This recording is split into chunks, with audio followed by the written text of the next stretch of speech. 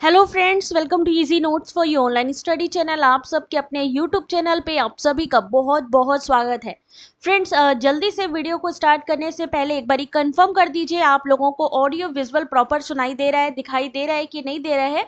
फिर हम लोग स्टार्ट करते हैं आज की क्लास को। ऐसे क्वेश्चन जो आपके 2023 यानी जून के क्वेश्चन पेपर में पूछे गए, लेटेस्ट क्वेश्चन पेपर आपके सामने है, तो जल्दी से स्टार्ट करते हैं। आप सभी लोग लाइव आ जाइए और कमेंट करिएगा जहां पर भी आपको लगता है कि हमें इस क्वेश्चन का आंसर आता है।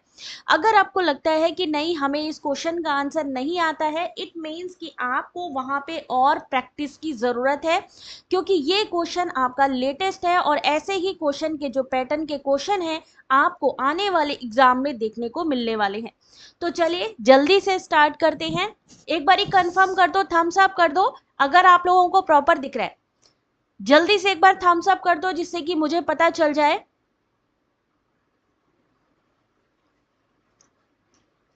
प्रॉपर दिख रहा है सभी को? यहां पर यूजीसी नेट 13 जून 2023 शिफ्ट 2 का क्वेश्चन पेपर, यानी 13 जून का क्वेश्चन पेपर आपके सामने है, जो अभी जून का एग्जाम हुआ है। यानी सोच सकते हैं अभी जो लेटेस्ट क्वेश्चन पेपर है इसको हम लोग सॉल्व करने वाले हैं। चलिए, वेरी गुड, सबको समझ में आ रहा है, दिखाई दे रहा है।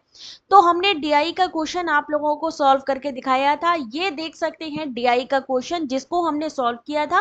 अभी प्रीवियस वीडियो में जो हमारा पीवाईक्यू का हुआ था उसमें आपको ये क्वेश्चंस मिल जाएंगे। पीडीएफ भी मैंने अपलोड कर दी थी, आप लोग चेक कर सकते हैं वेबसाइट पे। तो चलिए, ये क्वेश्चन सॉल्व कर दिया था हमने, आगे चलते हैं। चलिए एक मिनट, कहां तक हमने सॉल्व किया था भाई? यहां तक किया था। क्वेश्चन नंबर 6 कर लिया था ना? 7 भी किया था हमने। चलिए ठीक है, हमने डीआई का क्वेश्चन सॉल्व करवाया था। यहां से हमने बोला था क्वेश्चन नंबर 7 से कि अगला क्वेश्चन हम आपको नेक्स्ट क्लास में दिखाने वाले हैं। तो यहां पर क्वेश्चन है आश्रय सिद्ध, जो हेत्वाभास है, व्याप्त सिद्ध, स्वरूप सिद्ध और असाधारण व्यवचार। यहां पर आपको, आप जानते हो हेत्वाभास, हेत्वाभास की इंग्लिश क्या होती है? फैलेसी। हाँ बिल्कुल, 16 जून का भी करवाएंगे, ठीक है। तो चलो भाई, जल्दी से आंसर करना शुरू करो। सभी लोगों का ध्यान होना चाहिए आज इस स्क्रीन पे। ये एग्जाम्पल के तौर पे आते हैं आपकी, ये फैलेसी हो गई, ये जो हेत्वाभास है ये किस में आता है? आपका मैचिंग में आता है। यहां पर उसके एग्जाम्पल दिए गए हैं। तो चलो सीधा आंसर दिखाते हैं। इसका सही आंसर है ऑप्शन नंबर डी। आश्रय सिद्ध क्या चीज होती है? आश्रय सिद्ध यानी आकाश कमल सुगंधित है, क्योंकि ये झील के कमल के समान कमल है। ठीक है, ये किसके समान है? कमल के समान कमल है, यानी दूसरे पे आश्रित है। व्याप्त सिद्ध क्या होती है? जहां आग होता है वहां धुआं होता है, यानी वो व्याप्त है, वो उसमें मौजूद है। आग में धुआं है, धुआं है तो आग है, ये क्या हो जाएगा? व्याप्त सिद्ध। यानी ये चीज पॉसिबल ही है कि दोनों चीजें एक साथ ही होंगी। स्वरूप सिद्ध, ध्वनि एक गुण है क्योंकि ये दृश्य है। स्वरूप सिद्ध, ध्वनि एक गुण है क्योंकि यह दृश्य है, लेकिन क्या वो दृश्य है? नहीं। असाधारण से व्यभिचार, असाधारण में ध्वनि शाश्वत है, क्योंकि यह श्रव्य है। अपने ही यहां पर प्रीमाइसेस में उसको सिद्ध करना, असाधारण सव्यभिचार। यहां पर हेत्वाभास को क्या माना जाता है? एक तरीके की भ्रांति माना जाता है, एक तरीके का डाउट माना जाता है, या हम कह सकते हैं एक तरीके का कंफ्यूजन भी हम इसको कहते हैं, जो क्रिएट करता है। ठीक है, तो हेत्वाभास, हेतु का आभास होना कॉल्ड क्या कहलाता है? हेत्वाभास। क्या हुआ, इस क्लास की नोटिफिकेशन नहीं मिली किसी को? यहां तक आपको समझना पड़ेगा, ठीक है। चलो मैं देखती हूं क्यों नहीं आई भाई। क्वेश्चन नंबर 8, ये क्वेश्चन आपके यूजीसी नेट पेपर 1 का क्वेश्चन है। कौन सी यूनिट से? क्या लगता है कौन सी यूनिट का क्वेश्चन है ये?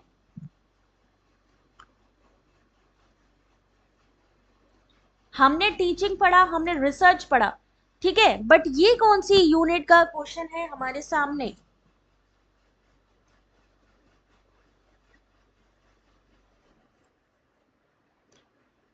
जल्दी से आंसर करिए, कौन सी यूनिट का क्वेश्चन है ये वाला? ये आपका लॉजिकल रीजनिंग का क्वेश्चन है। लॉजिकल रीजनिंग, तर्क जहां पे आ जाए। निगमनात्मक तर्क के सामान्य पैटर्न को पहचानिए। यदि हम गैस भरवाने के लिए जल्दी नहीं रुकेंगे तो हमारी गैस खत्म हो जाएगी। यदि हमारी गैस खत्म हो जाएगी तो हम शादी में देर से पहुंचेंगे। अतः यदि हम गैस भरवाने के लिए जल्दी नहीं रुकेंगे तो हम शादी में देर से पहुंचेंगे। क्या लगता है इस क्वेश्चन का सही आंसर क्या होगा? क्वेश्चन नंबर आपके सामने 8। क्वेश्चन नंबर, आज सब आप लोग, आज किसी का गुड इवनिंग गुड मॉर्निंग कुछ नहीं लेने वाली हूं। आज सिर्फ फोकस मैं देखने वाली हूं कि कौन क्वेश्चन का सही आंसर करेगा। तो क्वेश्चन नंबर 8 का सही आंसर, क्वेश्चन नंबर जरूर लिखो। सही आंसर इस क्वेश्चन का क्या होने वाला है? क्वेश्चन नंबर 8 सही आंसर है option number D, chain argument. क्या है यहाँ पे? चेन बनी है, श्रृंखला बनी है कि यदि हम रुकेंगे नहीं तो गैस खत्म हो जाएगी, गैस खत्म हो जाएगी तो हम शादी में देर से पहुंचेंगे। यानी हर एक युक्ति या हर एक तर्क एक दूसरे से बंधा हुआ है। निगमनात्मक तर्क में सबसे पहले किसी सिद्धांत की पूर्व धारणा बनाई जाती है, फिर उसे उदाहरण के माध्यम से सिद्ध करने का प्रयास किया जाता है। अतः दिया गया उदाहरण कि यदि हम गैस भरवाने के लिए जल्दी नहीं रुकेंगे तो हमारी गैस खत्म हो जाएगी, तो हम शादी में देर से पहुंचेंगे। निगमनात्मक तर्क का श्रृंखला युक्त पैटर्न होता है। निगमनात्मक में क्या होता है? पहले किसी सिद्धांत की पूर्व धारणा बनाई जाती है, फिर उसे उदाहरण के माध्यम से सिद्ध किया जाता है। वहीं आगमनात्मक तर्क में क्या होता है? पहले उदाहरण दे करके फिर आपसे कहा जाता है कि आप बताइए यहाँ पर कौन सा सिद्धांत प्रयुक्त होगा। ये है इन दोनों में ही डिफरेंसेस। इसके PYQs की ऑलरेडी मैंने प्लेलिस्ट बेटा बना रखी है, अभी मैं लिंक शेयर कर देती हूँ आप लोगों को, ठीक है? तो आप लोग डायरेक्टली भी आप लोग चेक कर सकते हो, देख सकते हो। Question number 8, question number 9। Question number 9, किन कौशलों को मृदु कौशल कहा जाता है? यानी सॉफ्ट स्किल, कम्युनिकेशन की बात कर रहे हैं यहाँ पर कौन सी यूनिट है? कम्युनिकेशन की यूनिट है। अब कम्युनिकेशन में हम लोग जनरली क्या पढ़ रहे थे? हम लोग पढ़ रहे थे कम्युनिकेशन क्या होता है, कम्युनिकेशन के जो प्रकार हैं वो कौन से होते हैं, कम्युनिकेशन के बारे में और भी मतलब स्टेटमेंट वाले क्वेश्चंस हम लोगों ने देखे, है ना? Non verbal, verbal communication. लेकिन यहाँ पर किस बारे में पूछ लिया? सॉफ्ट स्किल के बारे में। तो क्वेश्चन नंबर 9 देखते हैं कितने क्वेश्चन के आंसर आज आप लोग सही करते हैं। तो जल्दी से आंसर करें क्वेश्चन नंबर 9।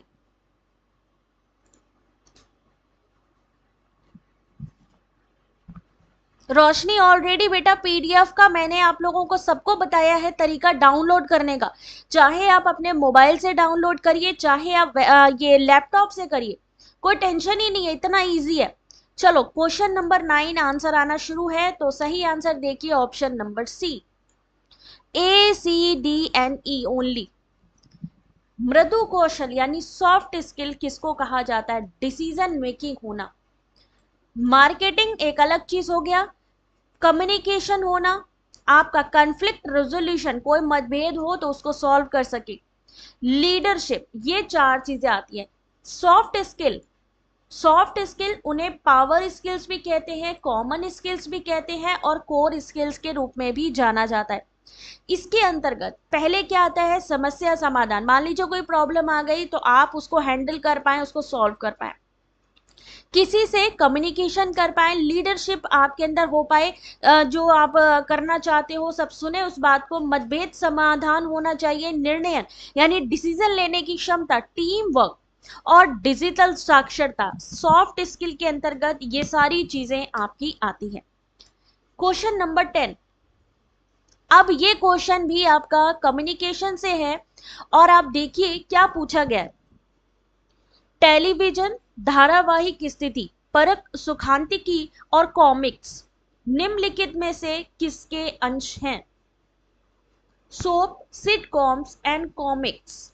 सभी को पता है कॉमिक्स आती थी, सबको पता है ना कौन कौन सी कॉमिक्स का नाम कुछ याद है? सोप के नाम याद है, टेलीविजन धारावाहिक।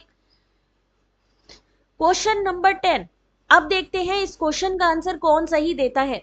मृदु का मतलब मधुर, यानी किसी चीज को आप अच्छी तरीके से सुधीर हैंडल कर पाओ। मधुर मतलब कि सॉफ्ट स्किल का क्या मतलब हुआ, जहां पर आप लोग किसी चीज को सॉफ्टली हैंडल कर पाओ।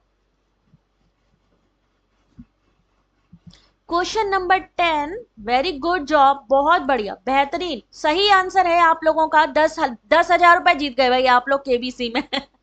तो टेलीविजन हो गया या कॉमिक्स हो गई, एक लोकप्रिय संस्कृति के अंतर्गत आ गई भाई। 10,000 जीत गए भाई, बधाई हो आप सभी लोगों को, बहुत बढ़िया। चलिए अगला question, question number 11। Question number 11, question number डाल के फिर आपने आंसर करना है, याद रखिए। जब अनुसंधानकर्ता का लिंग अध्ययन के प्रतिभागी के व्यवहार को प्रभावित करता है तो इसे क्या कहा जाता है? When the researcher sex affect the behavior of a participant in a study, it refers to। अब ये कहां से आपका है, ये क्वेश्चन कौन सी यूनिट से है, जल्दी से बताए कौन, जो बताएगा उसके 20,000 हो गए समझो।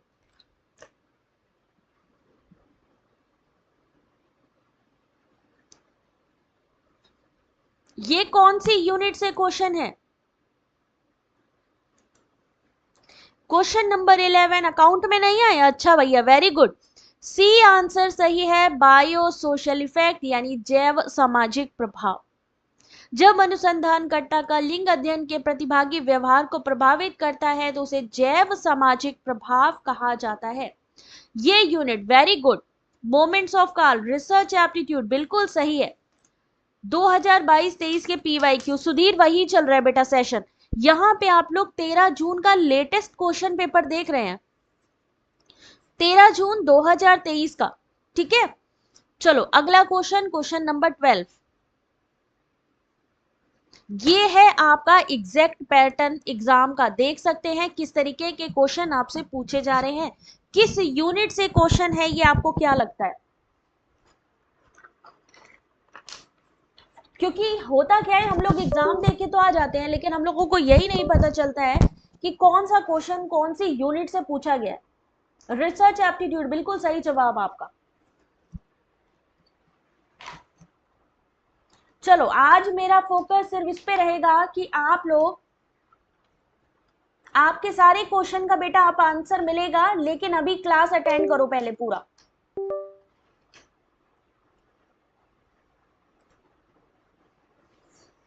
ये है आपका हायर एजुकेशन, उच्च शिक्षा, उच्चतर शिक्षा की गुणवत्ता में सुधार के लिए एनईपी 2020 की जो सिफारिशें हैं, रिकमेंडेशंस हैं, तो यहाँ पे दो तरीके के क्वेश्चन आते हैं। एक आता है एनईपी 2020 के रिकमेंडेशन, एक आता है यूजीसी के रिकमेंडेशन, एक आता है कोठारी आयोग के रिकमेंडेशन। तीन क्वेश्चन यहाँ से आपके देखने को मिलते हैं। कोठारी आयोग के जो रिकमेंडेशन है यानी उन्होंने किस चीज की सिफारिशें की है, यहाँ से तीन क्वेश्चन बनते हैं आपके।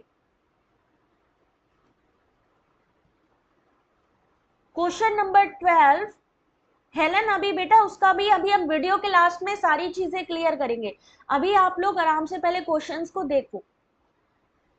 सही answer option number D, A B C D, A B C और डी, ये सभी। राष्ट्रीय शिक्षा नीति 2020 21वीं सदी की पहली शिक्षा नीति है और इसका उद्देश्य हमारी देश की बढ़ती विकासात्मक अनिवार्यताओं को संबोधित करना है। इसके महत्वपूर्ण सुधारों में राष्ट्रीय शोध संस्थानों की शुरुआत, सभी उच्चतर शिक्षा संस्थानों का प्रत्यायन करना, व्यावसायिक शिक्षा का मुख्य धारा शिक्षा में समाकलन, राष्ट्रीय उच्चतर शिक्षा अहर्ता फ्रेमवर्क की स्थापना। अच्छा ये बताओ जरा, व्यावसायिक शिक्षा की बात करी है तो वोकेशनल स्टडी कब से स्टार्ट करने की बात करी है इन्होंने क्या कहा कि वोकेशनल एजुकेशन जो आपको मिलेगी कौन से स्टैंडर्ड से मिलनी स्टार्ट हो जाएगी? बिल्कुल, क्वेश्चन आंसर के नोट्स तो बनते ही हैं यहाँ पर।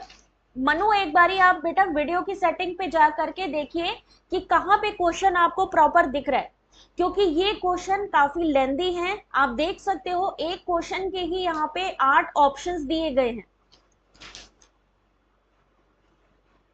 बिल्कुल, अभी मोमेंट्स ऑफ कॉल अभी मैं आपको शेयर करती हूँ बेटा, अभी मैं शेयर कर दूंगी आप लोगों के साथ में टेलीग्राम भी और प्लेलिस्ट की लिंक भी। आप लोग चैनल जो हमारा होम पेज है वहां से भी प्लेलिस्ट देख सकते हो और अबाउट सेक्शन पे भी सारी लिंक अवेलेबल है, डोंट वरी। फर्स्ट क्लास से ग्रेड 8 से, जुल्फिकर 8 ग्रेड 8 से वोकेशनल एजुकेशन, भैया एनईपी 2020 में वोकेशनल एजुकेशन कब से स्टार्ट है? आपसे पूछा जा सकता है किंडर गार्डन के बारे में कि जो किंडर गार्डन या बाल वाटिका है वो कौन सी क्लास से कौन सी क्लास तक के लिए बनाया गया है, ये भी यहां से भी क्वेश्चन आ रहा है। प्लीज नोट्स बनाइए इसको, और जब मैं आपसे क्वेश्चन पूछूं तो आपके पास आंसर होना चाहिए। एनईपी 2020 उठा लीजिए जरा। क्वेश्चन नंबर 13, अगर नहीं एनईपी 2020 आपके पास कोई भी पीडीएफ तो आप हमारे टेलीग्राम से कलेक्ट कर सकते हो फ्री में। Communication can be path of seek truth, संप्रेषण सत्य जानने का मार्ग हो सकता है। संप्रेषण का प्रयोग सत्य को दबाने के लिए भी किया जा सकता है। देखिए कम्युनिकेशन के बारे में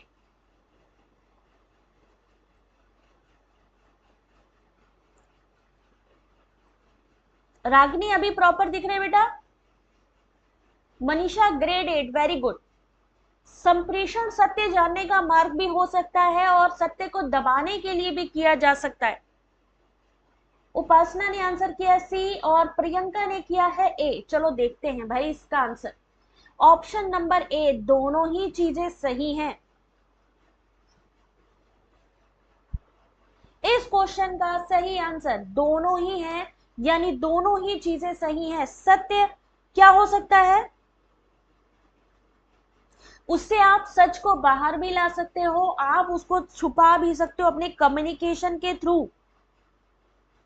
बहुत सही है ऑप्शन नंबर 1। क्वेश्चन नंबर, अच्छा ये चीज बताओ जरा एक बारी, क्या आपको लगता है कि ये आपको किसी बुक से पूछा गया है क्वेश्चन? क्या ये किसी बुक में सेम क्वेश्चन आपने देखा है ये वाला? अभी मैं मनु बता देती हूँ बेटा, डोंट वरी, अभी क्लास के बाद में, क्लास के एंड में मैं सारे आपके क्वेश्चंस लूंगी। अभी आप लोग सिर्फ इस पे फोकस करो, ओके?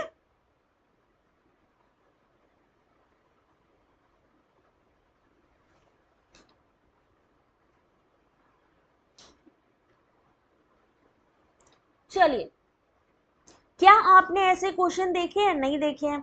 चलिए वेरी गुड। अगर नहीं देखे हैं तो इस ऐसे क्वेश्चंस को तैयार करने के लिए किस चीज की ज्यादा जरूरत है? आपके आईक्यू की ज्यादा जरूरत है, क्योंकि ये आपके आईक्यू यानी बुद्धिमत्ता से आप इसका आंसर कर सकते हो। यानी अब आप आईक्यू लेवल चेक किया जा रहा है, एनटीए आपका आईक्यू लेवल चेक कर रहे हैं। दैट इज वाई आपको ऐसे क्वेश्चंस के लिए अपने दिमाग को प्रिपेयर करना होगा। अपने आसपास चीजों को देखिए, समझिए। Question number 14, air quality index is represented in, यानी अगर हमें वायु गुणवत्ता सूचकांक को देखना है तो उसके लिए इनमें से कौन सी चीज का इस्तेमाल हम कर सकते हैं? हिना क्लास बेटा आज 8:30 बजे स्टार्ट हुई है। कॉमन सेंस वाले क्वेश्चन है, आईक्यू। वेरी गुड हिना, समझ में आ रही है ना? तो इसलिए बिल्कुल ही बुकिश नॉलेज पे मत जाएं, आप लोग थोड़ा अपना भी दिमाग लगाएं। अपना कहते हैं ना जनरल अवेयरनेस के लिए भी ये चीजें। अब जैसे वायु गुणवत्ता सूचकांक आ गया, तो जनरली डेली बेस पे अगर आप न्यूज़पेपर देखिए वहां पर भी इससे जुड़े कंटेंट मिल जाएंगे आपको। सही आंसर चलिए देखते हैं। सही आंसर है ऑप्शन नंबर डी। किसने दिया है डी भाई? उसके लिए क्लैपिंग करिए नंबर संख्या में।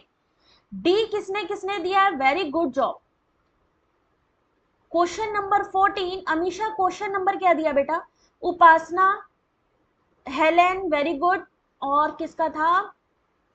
उपासना का तो सही है, डी आंसर सही है। और डी वालों के लिए क्लैपिंग तो बनती है, वेरी गुड जॉब, बहुत बढ़िया। क्योंकि यहां पर आपने बिल्कुल सही आंसर किया। क्लैपिंग करो भाई इन सब के लिए। ऐसे ही क्वेश्चन के आंसर आप सभी को ही आने चाहिए। अब इसके बारे में पढ़ लीजिए। वायु गुणवत्ता सूचकांक होता क्या है? वायु गुणवत्ता सूचकांक AQI एक संख्या है जिसका उपयोग सरकार के द्वारा आम जनता को आम जनता को हवा की गुणवत्ता बताने के लिए किया जाता है। प्रदूषकों की सांद्रता में वृद्धि के साथ वायु की गुणवत्ता बढ़ती है, यानी पॉल्यूशन की वजह से। इसको रेंज दिया गया है 0 से 500 तक। 0 सबसे अच्छा और 500 सबसे खराब स्तर। मान लीजिए आपके सामने एक स्टेटमेंट वाला क्वेश्चन आता है, एक स्टेटमेंट वाला क्वेश्चन आता है और आपसे पूछा जाता है कि हमें एक AQI के बारे में बताइए, वायु गुणवत्ता के बारे में बताइए कि कौन सी अच्छी है। अगर उन्होंने रेंज दे दिया एक स्टेटमेंट में 0 से 50 कैसी है, तो आप लिखोगे गुड। 51 से 100 सेटिस्फैक्ट्री यानी संतोषजनक। 100 से 200 तक की मॉडरेटली पॉल्यूटेड। 200 से 300 पुअर। 300 से 400 वेरी पुअर। 401 से 500 सेवियर, यानी 0 सबसे अच्छी क्वालिटी मानी जाती है, यानी प्रदूषण ही नहीं है, और 500 सबसे खराब स्तर माना जाता है। तो इसलिए इस चीज को चाहो तो स्क्रीनशॉट ले लो, अदरवाइज PDF तो मेरे को प्रोवाइड करनी ही है आपको। और एक चीज याद रखिए, जो भी हमारे चैनल के मेंबर्स होंगे उनको PDF प्रोवाइड होगी। तो I request to all of you, 89 rupees से स्टार्ट है हमारी मेंबरशिप। आप सभी लोग प्लीज उसको ले लीजिए यूट्यूब चैनल के ज्वाइन बटन से, जिससे कि मैं आपको जितनी भी लेटेस्ट PDF है, जितनी भी थ्योरी PDF है, वो सब आपको टाइम टू टाइम प्रोवाइड कर सकूं। तो जल्दी से मेंबर बन जाइए। अगला question, question number 50। Question number 50, अत्यंता भाव शाश्वत है। यदि कोई विशिष्ट चीज किसी समय किसी विशिष्ट स्थान पर अस्तित्व में नहीं होती है, तो कहा जाता है कि अत्यंता भाव है। अब क्वेश्चन नंबर 50,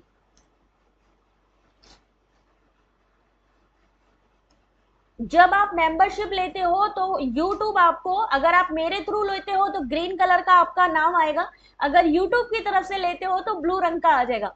सपोर्ट है बेटा, 89 रुपीज में कुछ भी नहीं होता है, बट मेरे लिए बहुत बड़ी हेल्प होगी अगर आप लोग मेंबरशिप लोगे, क्योंकि सिर्फ एक महीने में यानी एक दिन के सिर्फ 3 रुपीज आप दे रहे हो, कंट्रीब्यूट कर रहे हो, जो हमारे लिए भी थोड़े से हेल्प करेंगे आगे की बढ़िया से बढ़िया क्लासेस लाने के लिए। अत्यंत भाव शाश्वत है। अब ये इसके बारे में कौन जानता है? सही आंसर ऑप्शन नंबर 1, यानी A और R दोनों ही सही है।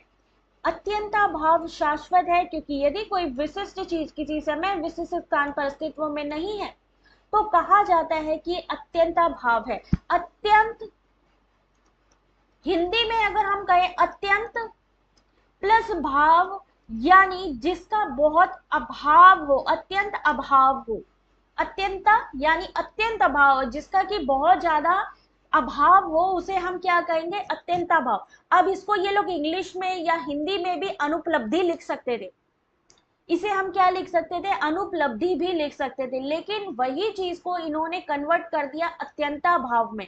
यानी क्वेश्चन को देखिए डिफिकल्ट नहीं है, लेकिन घुमा दिया गया है और वहीं पर ही क्वेश्चन में जनरली सब फंस जाते हैं। चलिए क्वेश्चन नंबर 16। क्वेश्चन नंबर 16, जल शोधन में वातन एरेशन एक प्रक्रिया है जिसमें कि क्या होता है? In water treatment, aeration is the process which, हाँ मनीषा, आप एक मंथ के लिए 89 रुपीज है, ठीक है। जब अगर आपको लगता है नहीं नेक्स्ट मंथ हमें नहीं लेनी है, आप बीच में छोड़ भी सकते हो, कोई टेंशन नहीं है उसकी। अगर आपको लगता है नहीं हमें हेल्प करनी है, आप नेक्स्ट मंथ भी, 90 रुपए कुछ नहीं होते बेटा।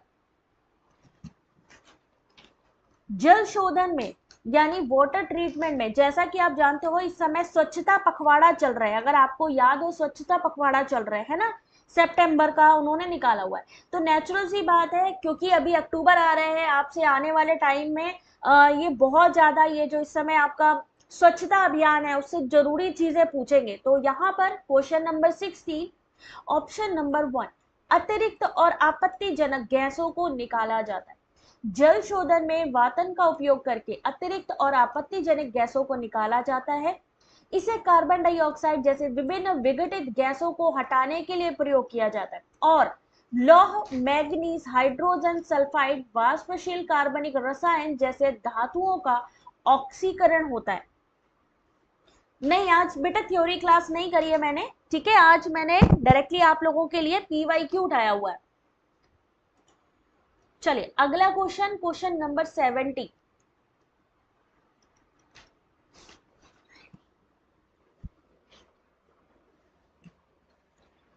आग ठंडी है क्योंकि ये द्रव्य है, कौन सा हेत्वाभास यहाँ पे दर्शा रहा है, या यहाँ पे क्या लगता है क्या होगा? आग ठंडी है क्योंकि ये द्रव्य है और ये कौन सा हेत्वाभास दर्शाता है?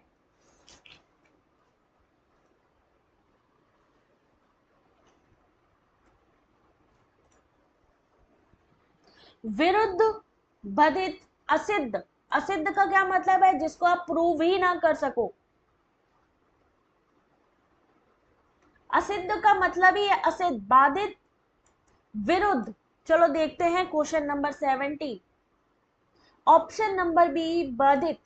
आग ठंडी है क्योंकि ये द्रव्य है, एक उदाहरण है जिसमें एक हेत्वाभास अनुमान की गिरावट है, और ये बाधित यानी गैर अनुमानित अंत विरोधी मध्य हेत्वाभास है। गैर अनुमानित अंत विरोधी मध्य हेत्वाभास है। बाधित हेत्वाभास में गिरावट में एक मजबूत स्रोत के द्वारा विरोधाभास शामिल होता है जो सीधे बचाव को रोकता है। क्यों आग ठंडी है? क्योंकि लग गया, यह एक द्रव्य है, यानी वो क्वेश्चन मार्क तो लगाया, लेकिन लास्ट में जाते जाते उसने कहा अच्छा क्योंकि ये एक द्रव्य है, उसने उसको संभाल लिया और यहाँ पर क्या हो जाएगा? बाधित हो जाएगा, यानी क्वेश्चन का ही आंसर यहाँ पे दे दिया। बिल्कुल इसका क्लास तो लेना ही है बेटा, अभी हम लॉजिकल रीजनिंग पे पहुंचे नहीं, अभी हम रिसर्च एप्टीट्यूड चला रहे हैं, वहां पर भी हम आएंगे बहुत जल्दी। चलिए क्वेश्चन नंबर 80। कौन सा ऑनलाइन उपकरण मनचित्रण के सृजन साझा करने में प्रयोग किए जाते हैं, यानी माइंड मैपिंग के लिए इनमें से कौन से ऑनलाइन टूल इस्तेमाल किए जाते हैं? Which of the following are the online tool used for creating and sharing mind maps? Question number 80। बिल्कुल विकास, टेंशन नहीं लो, ये बेटा हम आपको जैसे जैसे हम यूनिट वाइज आगे बढ़ेंगे सारी चीजें हम आपको क्लियर करेंगे। यहाँ पर जो आप PDF देख रहे हैं, यहाँ पर भी मैंने एक्सप्लेनेशन इसी वजह से लगाया हुआ है, जिससे कि जब आप लोग इसको पढ़ोगे ना, तो जब आप दोबारा से चीजों को समझोगे तो क्लैरिटी बढ़ जाएगी।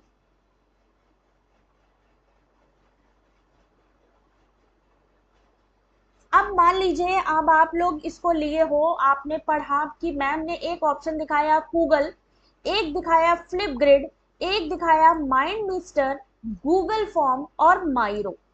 अब जो समझदार बच्चे होंगे इन सभी को गूगल पे सर्च करेंगे और इनके नोट्स बनाएंगे कि ये क्या चीज है। ये सारे के सारे ऑप्शन याद रखिए, जो लेटेस्ट एग्जाम में ऑप्शन होते हैं अगले एग्जाम में उन्हीं से क्वेश्चन बनता है। हो सकता है अगली बार गूगल से क्वेश्चन आ जाए। फ्लिप ग्रिड क्या होती है, या गूगल फॉर्म क्या होते हैं, किसके द्वारा गूगल फॉर्म को बनाया गया, या माइरो को। तो क्वेश्चन जो आपको इस समय दिख रहा है इसके ऑप्शन से नेक्स्ट एग्जाम में क्वेश्चन आपको देखने को मिलने वाले हैं। Question number 18। अरे भैया ऑप्शन तो दिया ही नहीं था हमने, सबने आंसर कर दिया सी, अभी ऑप्शन तो देना बाकी था भाई। अब ऑप्शन देखिए जल्दी से।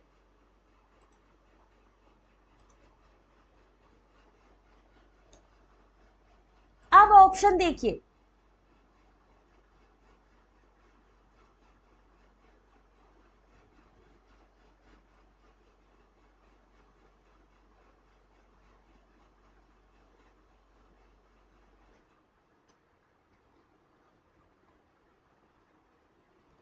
अब इस क्वेश्चन का क्वेश्चन नंबर 18 सही answer option number 1 A, C और E ओनली, यानी गूगल, माइंड मिस्टर और माइरो। ऑनलाइन उपकरण जो माइंड मैपिंग के लिए क्रिएट और शेयरिंग का काम करते हैं, तो गूगल हो गया, माइंड मिस्टर हो गया और माइरो। यहां पर देखिए इनके बारे में ऑप्शन नंबर 1, ठीक है। अब आप लोगों को इसका एक बार नोट्स बनाना है, क्योंकि यहाँ से आपके पास क्वेश्चन घूम के आ सकते हैं कि गूगल क्या होता है, माइंड मिस्टर क्या है, या माइरो क्या है, या किसके द्वारा इन्वेंट किया गया, ठीक है। और बाकी भी जो ऑप्शन है जैसे फ्लिप ग्रिड, ये क्या होता है, गूगल फॉर्म। कितने लोग बनाएंगे इसका नोट्स, एक बारी हैंड्स अप करो, एक बारी मुझे प्लीज कंफर्म कर दो कितने लोग सीरियसली इस पे काम करने वाले हैं।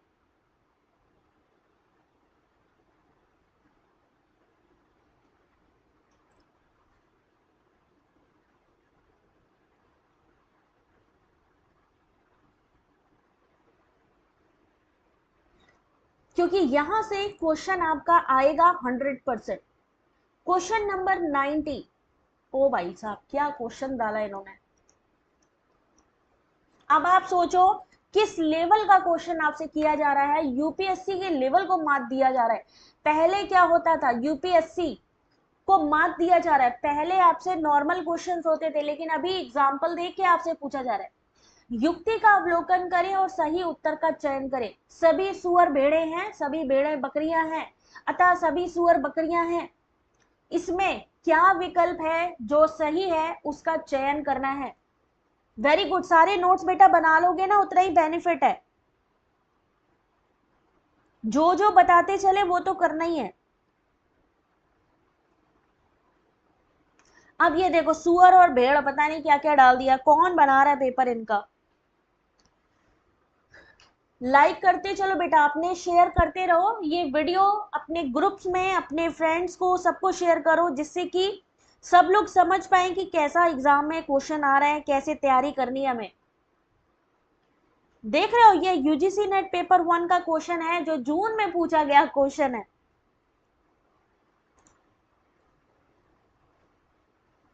All pigs are sheep, all sheep are goat, therefore all pigs are goats.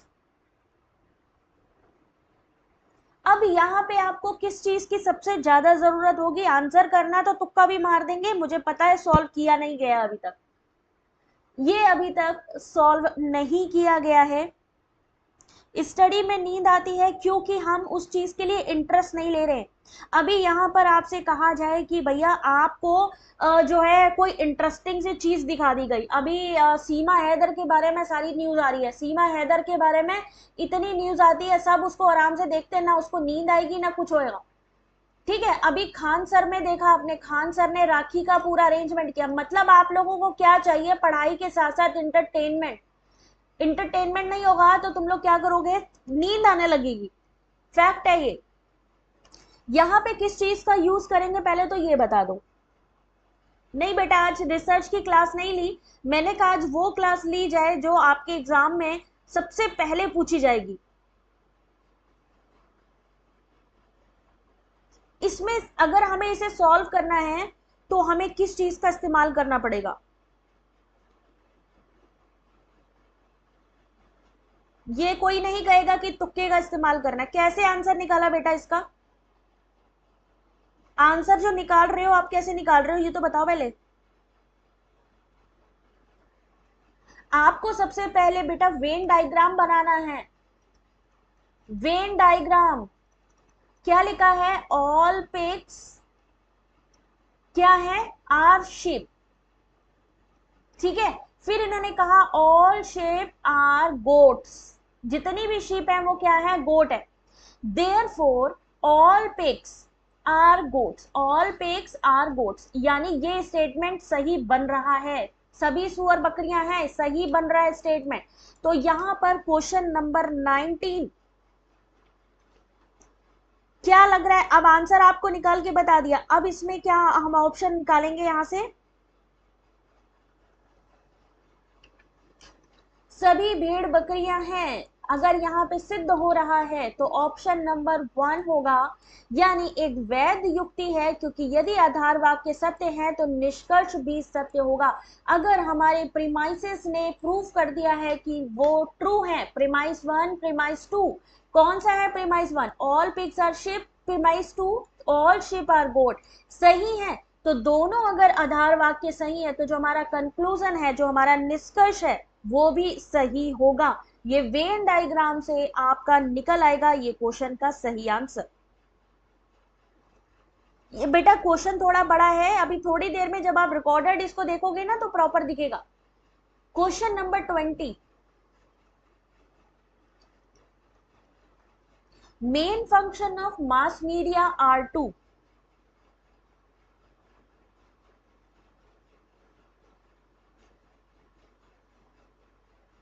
Mass media का यूज कहां पे होता है जनरली?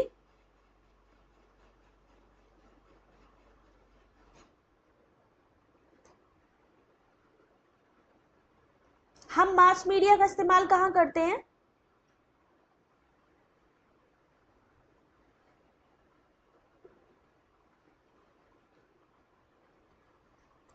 मास मीडिया के प्रमुख कार्य हैं जनसंचार माध्यम के समाज को स्थिर बनाना, सूचना देना, शिक्षित करना, अनुनय करना, मनोरंजन करना। Option number C, B C D E only, यानी सूचना देना। नेचुरल सी बात है, अगर आप मान लीजिए टीवी का इस्तेमाल कर रहे हैं तो समाज को स्थिर थोड़ी ना बना रहे हैं, आप क्रिएटिव बना रहे हैं। एजुकेट करना यानी आप उनको शिक्षा दे रहे हैं। परसुएट करना, इंटरटेन करना, ये सारी चीजें जनसंचार माध्यम, सूचना, व्याख्या, शिक्षा प्रति जुड़ाव और ध्यान भटकाने वाले कार्य करता है। ध्यान भटकता है। इस माध्यम के अन्य कार्य निम्न होते हैं: सूचना देना, शिक्षित करना, अनुनय करना। ये सारी चीजें टीवी देखते हो उसका असर पड़ता है कुछ आपके दिमाग पे कि नहीं पड़ता है? जब आप टीवी देखते हो उसका भी असर पड़ता है। अगर आप सोशल मीडिया का यूज कर रहे हो वो भी आपको कहीं ना कहीं इफेक्ट जरूर करता है। ठीक है। क्वेश्चन नंबर 21, देखिए ऑप्शन तो नहीं है इसमें, हाँ ठीक है। क्वेश्चन नंबर 21, अब क्वेश्चन देखिए कितना लंबा क्वेश्चन है। अगर इसके लिए आप लोग क्या नहीं करोगे, प्रैक्टिस नहीं करोगे पढ़ने की, तो आप लोग सॉल्व करना बहुत मुश्किल है। आते हुए क्वेश्चन आप गलत कर जाओगे।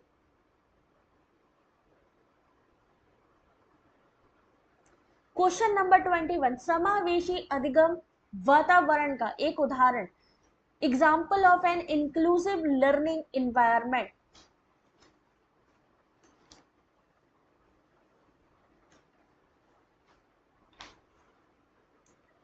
समावेशी शिक्षा। हिमांशु प्रॉपर दिख नहीं रहा बेटा? डायनेमिक बनाना होता है सोसाइटी को। बाकी सबको प्रॉपर दिख रहा है कि किसी को प्रॉपर नहीं दिख रहा है? एक बार बता दो जरा। दीपशिका बेटा प्रॉपर दिख रहा है?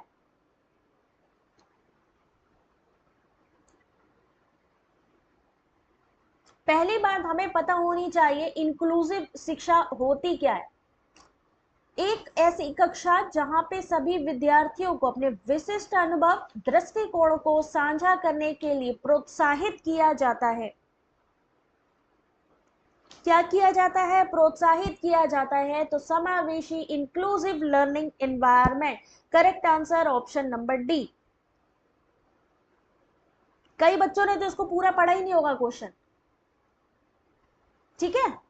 22, अब आप कहोगे मैम कितना बड़ा बड़ा क्वेश्चन ला रही है। मैं थोड़ी ना ला रही हूँ, ये तो ऑलरेडी जून में पूछा गया क्वेश्चन है आपसे। जून 2023। 1850 के मध्य दशक में उच्चतम शिक्षा के विस्तार के प्रभावों के आलोक में क्या गलत है?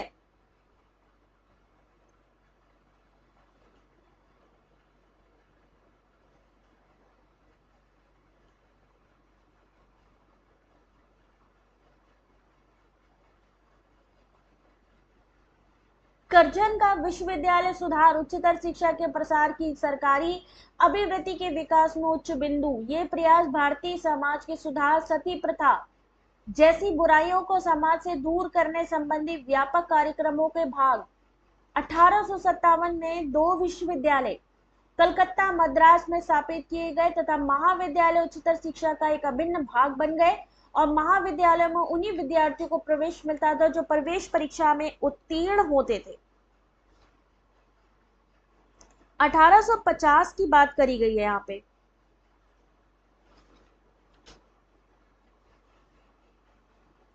सही आंसर है ऑप्शन नंबर सी, यानी सी और डी। 1857 की बात करी है इन्होंने। 1857 में कितने कॉलेज बनाए गए थे, कितने विश्वविद्यालय बनाए गए थे, जरा एक बारी कंफर्म करना जरा। इन्होंने कहा है 2।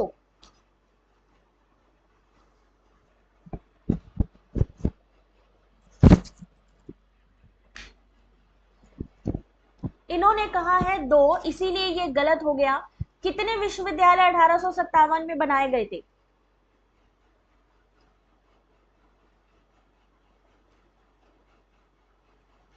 एक मिनट, अच्छा रुको, मैं देखती हूँ जूम करके। क्वेश्चन का ऑप्शन पढ़ लो एक बार। चलो ऑप्शन देख लो पहले। 1857 में 2 नहीं बल्कि 3 विश्वविद्यालय बनाए गए थे। कौन कौन से? कलकत्ता, मद्रास एंड मुंबई। ठीक है, मुंबई में स्थापित किए गए विश्वविद्यालय उच्चतर शिक्षा का एक अभिन्न भाग बन गए थे। दूसरी बात, महाविद्यालयों में उन्हीं विद्यार्थियों को प्रवेश मिलता था जो प्रवेश परीक्षा में उत्तीर्ण होते थे। ये चीज सही नहीं है। यहाँ पे इन्होंने क्वेश्चन किया था कि 1850 के मध्य दशक से उच्चतम शिक्षा के विस्तार के प्रभाव के आलोक में क्या चीज गलत है? और यहां पर इस क्वेश्चन का सही answer option number C. Question number 23, ICT से ये क्वेश्चन आपके सामने। आईसीटी का फुल फॉर्म एग्जाम में ज्यादातर पूछा जाता है, क्या होता है फुल फॉर्म? कंप्यूटरों का विकास प्रारंभिक मेन फ्रेम कंप्यूटरों से अपेक्षाकृत स्मार्ट उपकरणों तक हुआ है जिनमें कि वर्तमान उच्च परिकलन शक्ति का प्रयोग किया जा रहा है। निम्नलिखित में से किसके आविष्कार ने कंप्यूटरों के भौतिक आकार को छोटा बनाने में योगदान दिया है?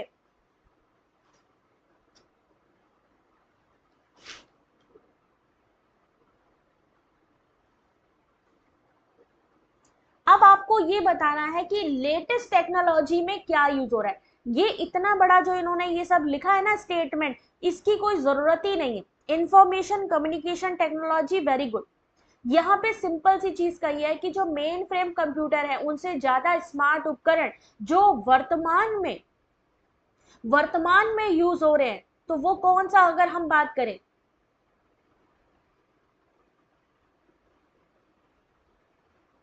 विकास ने बोला है, मनीषा ने बोला है, हिमांशु ने सी। तो सही आंसर भाई सही है, बिल्कुल बात सही है भाई, इंटीग्रेटेड सर्किट। पहला कंप्यूटर जो था उसका क्या नाम था?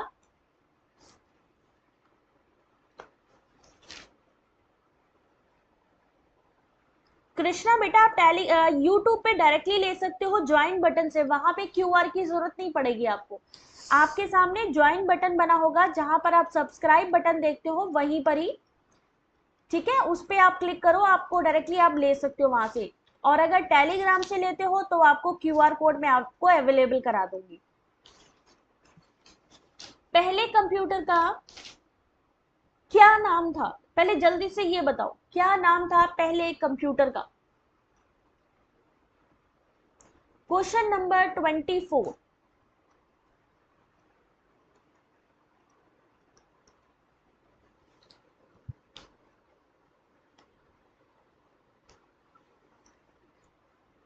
सब लोग सर्च करो जरा, पहले कंप्यूटर का नाम क्या था? गलत जवाब आ रहे हैं भाई। यूजीसी की स्थापना किसकी सिफारिश पर की गई थी? विश्वविद्यालय शिक्षा आयोग, उच्च शिक्षा आयोग, शिक्षा मंत्रालय या योजना आयोग?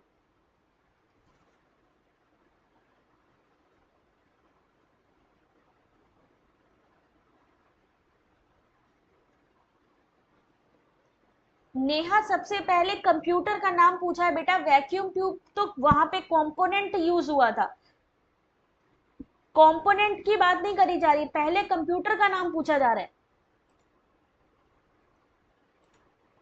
अपने अपने एंड्रॉइड फोन पे आज सबने एक काम करना है, कंप्यूटर का जो फर्स्ट कंप्यूटर बना उसका नाम, अभी जो लेटेस्ट कंप्यूटर है उनका नाम, ये सारी चीजें पता होना चाहिए, वर्ल्ड का और इंडिया का।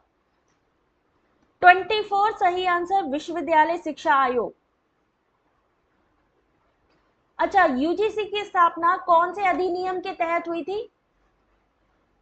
या हम अगर पूछ लें एक सिंपल से, कौन से एक्ट में बना था आपका यूजीसी?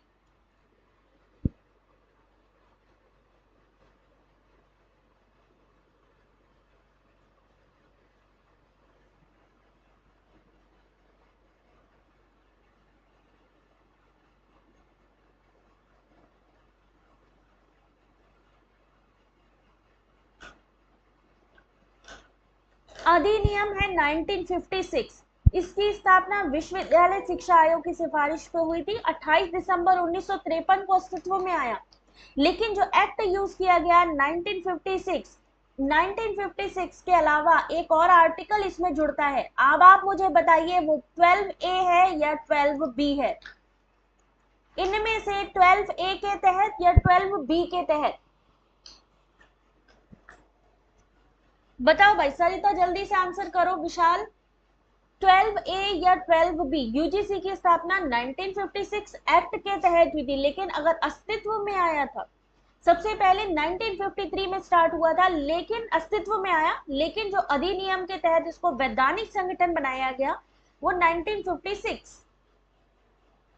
श्रेया ने बोला है 12B, बिल्कुल सही है 12B। ठीक है ना, ये एक्ट पूछे जाते हैं, एक्ट पूछे जाते हैं 1956 12B, भूल मत जाना। 25 क्वेश्चन नंबर का आंसर। मैथमेटिकल में कैसे हैं आप लोग? 3 मित्र हैं एक्स वाई जेड, 2040 रुपए को विभाजित करना है। z को y का 2/3 भाग दिया जाना है, y को x का 1/4 भाग दिया जाना है, तो y को कितने रुपए मिलेंगे? मैथमेटिकल में हम लोग जनरली बात करते हैं, यूजीसी नेट में टीचिंग एप्टीट्यूड पढ़ लिया, रिसर्च पढ़ लिया, कम्युनिकेशन पढ़ लिया, आईसीटी पढ़ लिया, बट मैथ्स में कौन स्ट्रांग है, कौन इसका आंसर देगा? Divya Jagdish, question number SSK 25। इसको डिस्ट्रीब्यूट करना है, कितने की बात करिए? 2/3 भाग में। तो पहला है, क्या लिया है? y का हिस्सा कितना है? 2040 रुपए में डिस्ट्रीब्यूट करना है। पहला है x, y को x का 1/4 भाग देना, 1/4 हो गया, फिर 2/3 हो गया। इसका एलसीएम ले लिया, एलसीएम लेके निकालेंगे, कितना निकलेगा? पूरा सॉल्यूशन है, लेकिन इसको तुक्का लगाते हैं। इन क्वेश्चंस में आई नो वेरी वेल कि आप लोग ज्यादातर तुक्का ही लगाओगे, क्योंकि जल्दी जल्दी ये क्वेश्चन को पहली बात तो कोई उठाएगा नहीं, और जहां पर उसको लगेगा कि टाइम जा रहा है, लेकिन फिर भी इस एक्सप्लेनेशन को एक बार पढ़ लेना, ठीक है? क्योंकि अगर मान लीजिए इससे मिलता जुलता कोई क्वेश्चन आए तो उसको सॉल्व कर पाए, पढ़ लेना एक बार। Question number 26। अब इन्होंने देखो 26 क्वेश्चन नंबर आया है, रिसर्च का क्वेश्चन यहां डाला है।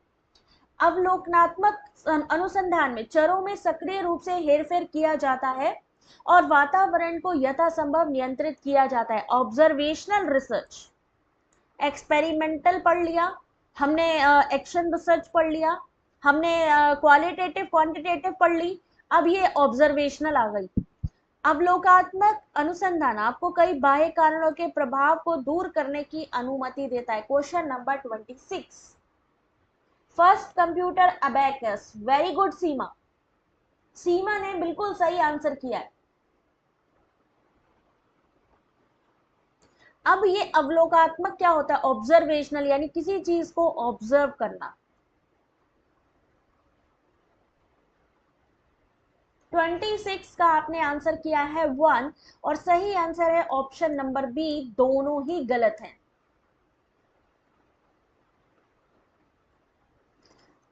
दोनों ही ऑप्शन गलत हैं यहाँ पे। अवलोकात्मक अनुसंधान होता क्या है? अवलोकात्मक अनुसंधान का उपयोग यानी ऑब्जर्वेशनल रिसर्च कई अलग अलग प्रकार के गैर प्रयोगात्मक अध्ययनों को संदर्भित करने के लिए किया जाता है। यहाँ पर जो आपको एग्जाम्पल दिया गया था ये आपको एक्सपेरिमेंटल का दिया गया था।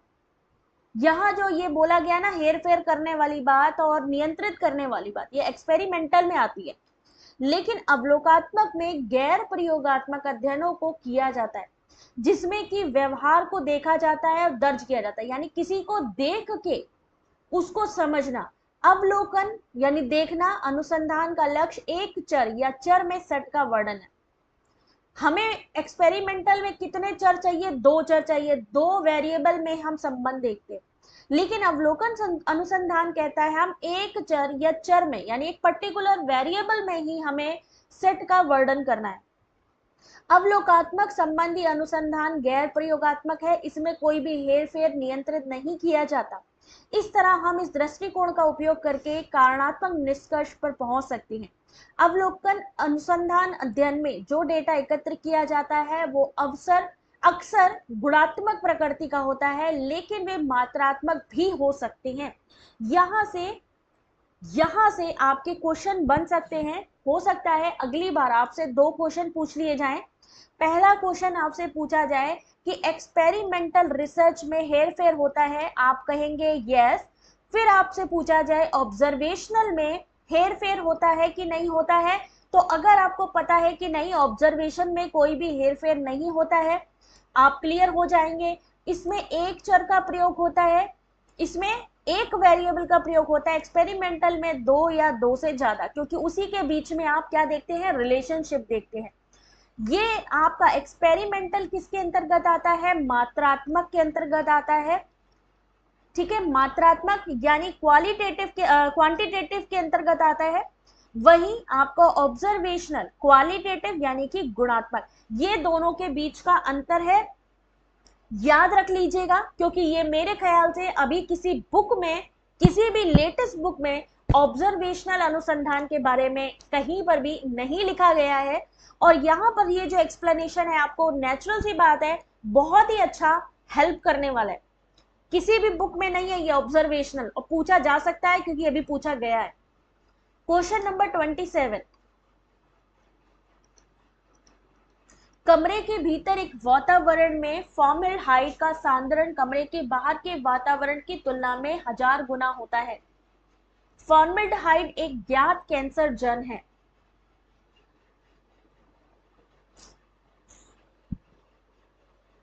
सबका ध्यान होना चाहिए स्क्रीन पे, क्योंकि हो सकता है अगर यहां से कोई क्वेश्चन रिपीट हो गया और आप सामने देख रहे हो, बाद में रियलाइज होगा कि यार मेरे सामने क्वेश्चन था, मैम आंसर भी बता रही थी, लेकिन हमने ध्यान नहीं दिया।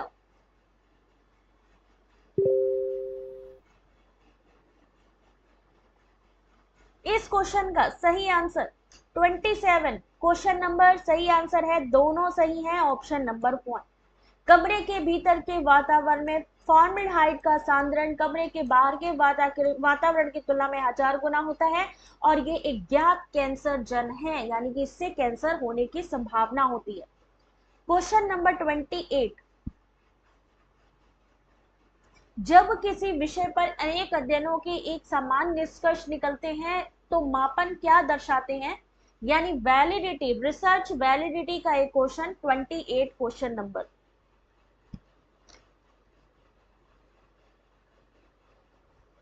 अब आप ये समझिए कि जो बच्चे अभी ये नहीं देख पा रहे हैं, जो बच्चे ये सोचेंगे कि यहाँ पर ये क्वेश्चन डिफिकल्ट है, तो सोचो एग्जाम में उनको कितना डिफिकल्ट लगने वाला है। एग्जाम में तो बहुत डिफिकल्ट लगेगा अगर यहाँ पे हम क्वेश्चन नहीं सॉल्व कर पाएंगे। अब आपको नोट बनाना है किसका, कन्वर्जेंट वैलिडिटी क्या होती है, criterion validity, divergent validity, construct validity. अगर आपको लगता है कि अभी ये क्लास नहीं हुई है, अभी हम करवाएंगे, लेकिन तब तक आप लोग, जो मैंने जून के लिए 2023 की थ्योरी क्लासेस ली थी, उसको आप लोग उठा के देख लेना, उसका पीडीएफ भी आपको साइट पर मिल जाएगा। हमारी वेबसाइट पे जून के भी पीडीएफ है, तो आप लोगों ने उसको भी उठा के पढ़ लेना है, तो एक तरीके से आपको रिवीजन हो जाएगा अच्छे से। 28 का सबने कहा सी, सही आंसर है ए। अभिसरण या अभिसारी वैधता एक परीक्षण अन्य परीक्षणों से कितनी निकटता से संबंधित है जो समान निर्माणों को मापते हैं, इसमें अनेक अध्ययन के एक समान निष्कर्ष निकलते हैं, कन्वर्जेंट वैलिडिटी। 29,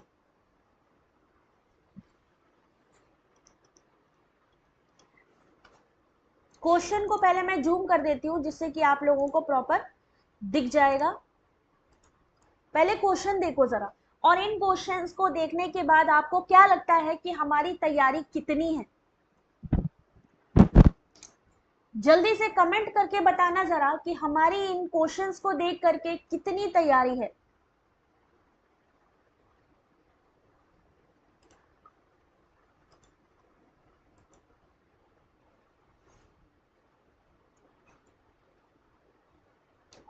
क्वेश्चन पढ़ लो पहले।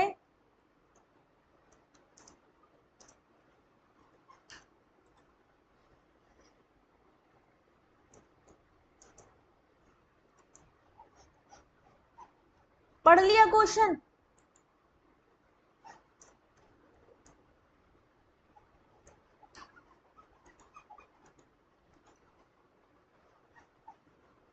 एक मिनट।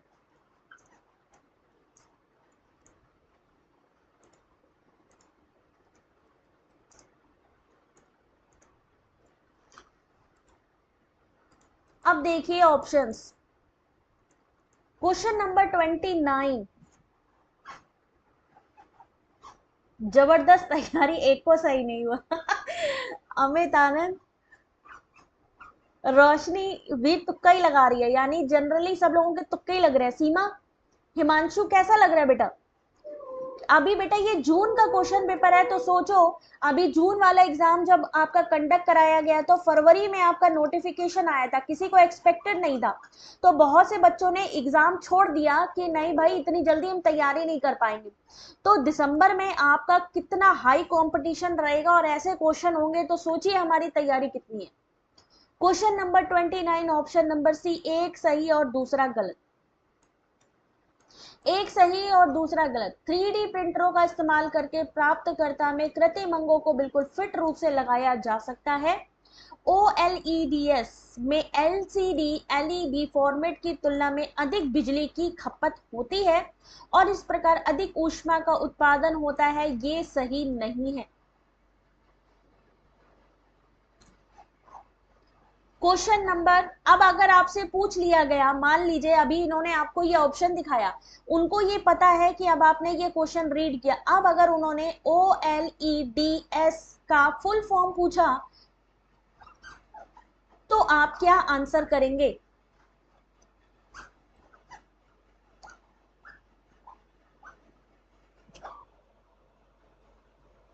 नेट हुआ है बेटा, इस बारी JRF लेना है, कॉन्सेंट्रेट करो इस बारी 100%। जून वाला एग्जाम दिया है, इस बारी दिसंबर में JRF कर लो। अगर नेट कर लिया है, आपने जून वाला एग्जाम, इतना अच्छा एग्जाम दिया है।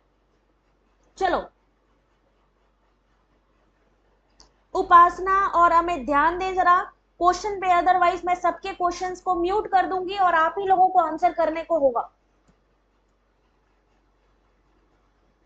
OLEDs, जो झगड़ा करेगा, जो आपस में कमेंट करेगा, वही लोग आंसर करेंगे। अमित आनंद और क्या कहते हैं, उपासना, जरा आंसर करो। OLEDs का फुल फॉर्म यही दोनों बताएंगे। नहीं आता है तो भाई आप लोग सोच लो कि आपका लेवल क्या है एग्जाम का। क्वेश्चन नंबर 30, टीचिंग एप्टीट्यूड को लास्ट में लेगा ये लोग, सोचिए। शिक्षण के निम्नलिखित, अब इन्होंने क्या किया, पहले आपको टफ चीज पकड़ा दी, आप वही कंफ्यूज हो गए कि हमें तो पेपर आता ही नहीं है, और जैसे जैसे आप आगे बढ़ोगे आपको आने लग जाएगा। सबसे उच्चतम चिंतन कौशल क्रम समाविष्ट है किसके अंतर्गत? क्वेश्चन नंबर 31, कौन बताएगा OLEDs का फुल फॉर्म? संकल्प आप भी सर्च करो बेटा, सब लोग सर्च करो, इसीलिए मैंने आप सबसे कहा है ना, आप लोग सर्च करोगे और मुझे कमेंट करोगे किस पे? टेलीग्राम पे।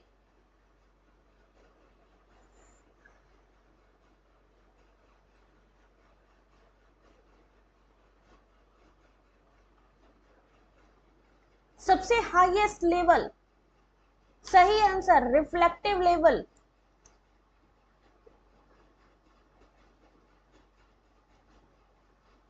ये निर्देश का वो स्तर है जिसमें कि प्रशिक्षक छात्रों को उनके द्वारा सीखी गई सामग्री, अवधारणाओं के बारे में सोचने, प्रतिबिंबित करने और प्रोत्साहित करने के लिए उत्तेजित करता है।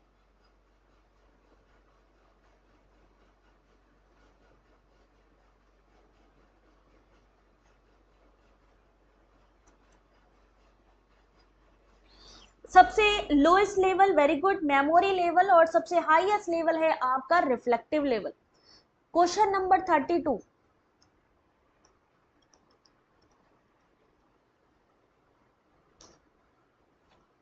अमित क्वेश्चन पे फोकस करें। क्वेश्चन नंबर 32, कौन सा पी मान या पी की वैल्यू ये दर्शाएगी कि कोई प्रतिदर्श सहसंबंध गुणांक 1% की सार्थकता स्तर पर सार्थक है? ये कौन से क्वेश्चन, कौन से यूनिट का क्वेश्चन है, कौन बताएगा? Higher order definitely reflective, very good Neha. सबसे बढ़िया यहाँ पे मैं बात करूं, अजमत, उमा, SSK इतने शांतिपूर्वक इतने अच्छे से जवाब दे रहे हैं, पूरा फोकस है, बहुत अच्छे बच्चे हैं ये। नेत्रपाल, प्रियंका, मनीषा चौहान, विशाल, ये सब, प्रियंका श्रीवास्तव, ये लोग भी तो आंसर कर रहे हैं एकदम आराम से।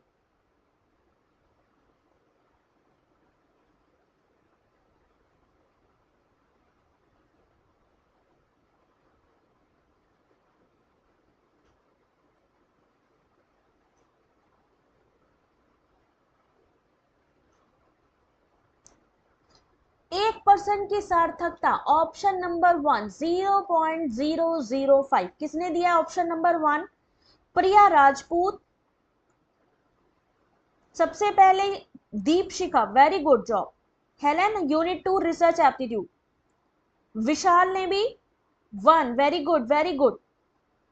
अच्छे बच्चे बनेंगे तो ही तो बेटा आएगा, अगर हम लोग बातें करते रहेंगे तो कैसे आएगा? क्वेश्चन नंबर 33, फिर से टीचिंग एप्टीट्यूड का क्वेश्चन, एक बारी मैं जूम कर देती हूँ, पढ़ लो फिर आंसर करना।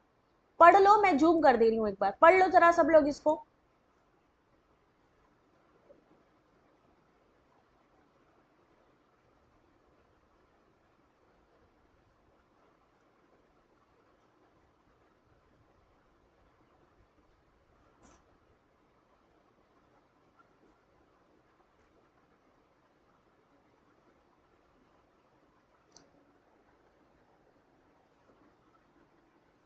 बोधगम्य स्तर पर शिक्षण में विद्यार्थियों को समीक्षात्मक रूप से चिंतन, उनके अधिगम अनुभवों के अनुचिंतन को प्रोत्साहित करना समाविष्ट होता है।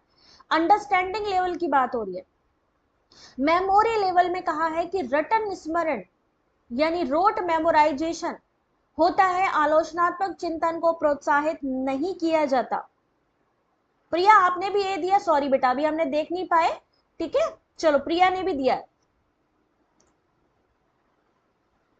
कौन सा सही है? ऑप्शन नंबर स्टेटमेंट नंबर 1 या स्टेटमेंट नंबर 2? सही आंसर ऑप्शन नंबर डी, एक गलत है, यानी पहला वाला जो है वो गलत है और दूसरा वाला जो है वो सही है। तो अगर हम बात करें ये गलत है, पहला स्टेटमेंट गलत है, तो ये स्टेटमेंट किसके बारे में था?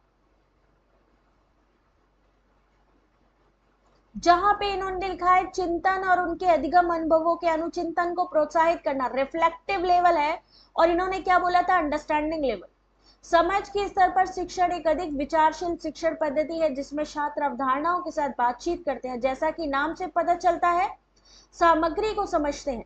अवधारणाओं का मूल्यांकन छात्रों की पूर्व जागरूकता, समझ स्तर का आधार, तथ्यों और अन्य धारणाओं को एक साथ लाते हैं। किसके अंतर्गत? अंडरस्टैंडिंग। स्मृति स्तर में आपको पता ही है, रोट लर्निंग हो गई है ना, पाठ्य पुस्तक ज्ञान प्रदान करने के लिए ही शिक्षण किया जाता है। 34,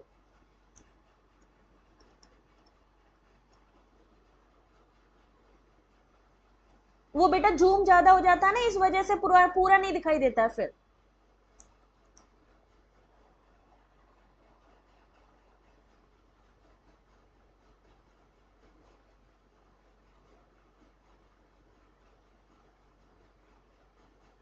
कोई धनराशि 14 साल में दुगनी होती है और यदि ब्याज दर साधारण मानी जाए तो कितने वर्षों में ये राशि 3 गुनी हो जाएगी?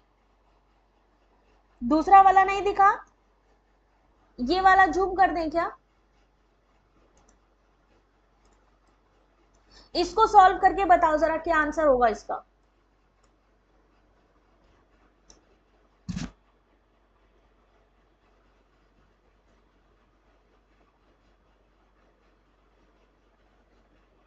जो भी बातें करेंगे मैथमेटिकल क्वेश्चन के वही आंसर बताएंगे। कोई धनराशि 14 साल में दुगनी होती है, यदि ब्याज दर साधारण मानी जाए तो कितने वर्षों में यह राशि 3 गुनी हो जाएगी? चलो आंसर दिखाते हैं, सही आंसर है ऑप्शन नंबर बी, 28 साल में।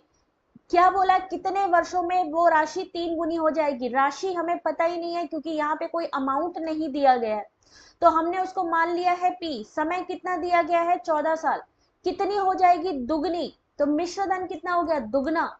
साधारण ब्याज मान लिया जाए, यदि ब्याज दर को ही साधारण मान लिया जाए तो क्या हो जाएगा? 2p minus P equal to P. Formula लगा देंगे रेट के लिए, निकलेगा 7/7%। मूलधन अगर पी है, रेट अगर ये है, तो मिश्र धन कितना हो जाएगा? जो कंपाउंड इंटरेस्ट है।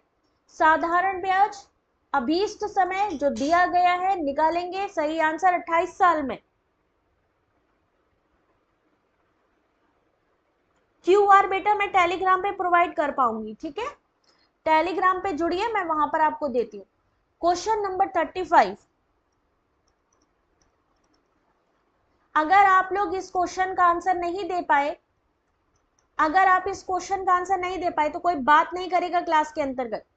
यदि राम एक विशेष विषय में कुछ संकल्पनाओं को समझने में समर्थ नहीं है और वह विषय में सतत रूप से निम्न कार्य निष्पादन कर रहा है, तो उसकी कठिनाइयों के कारणों का पता लगाने के लिए कौन सा मूल्यांकन परीक्षण संचालित करना होगा? यहां से क्वेश्चन आता है आपका हमेशा एग्जाम में 100%। प्लेसमेंट, डायग्नोस्टिक, समेटिव या फॉर्मेटिव?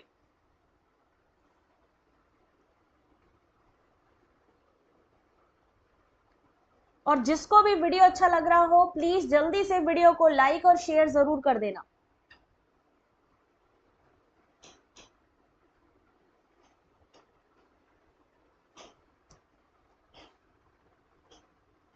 मैंने अभी रिसर्च एप्टीट्यूड की जो क्लास ली थी उसमें आपसे पूछा भी था, इसके बारे में बताया भी था।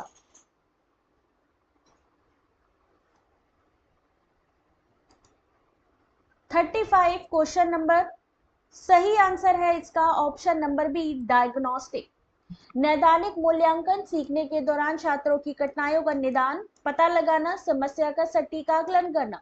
यह मूल्यांकन छात्रों को उनके व्यक्तित्व, उनके कमजोर बिंदुओं को जानने में मदद करता है और उससे क्या होगा? उनको मदद मिलेगी कि किस तरीके का दृष्टिकोण अपनाना चाहिए, कैसे हम बेहतर परफॉर्म कर सकते हैं। तो diagnostic. Question number 36।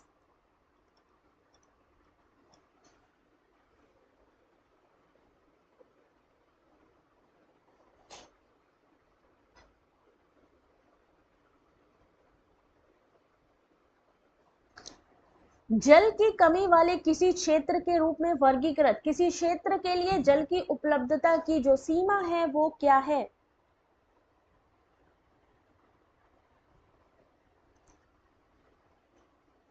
Question number 36।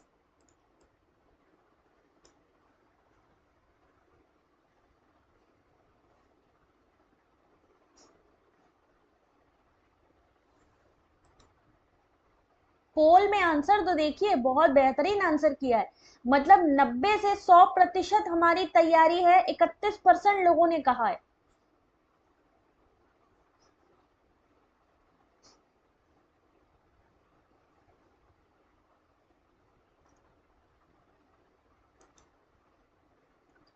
Question number 36, सही आंसर ऑप्शन नंबर 1।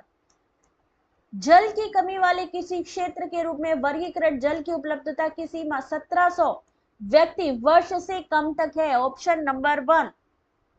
37, अब ये तो सभी को आना चाहिए भैया, बहुत इजी क्वेश्चन है। सूचना का 37 क्वेश्चन नंबर, सूचना का प्रथम राजमार्ग। ये क्वेश्चन तो कोई गलती नहीं करना चाहिए।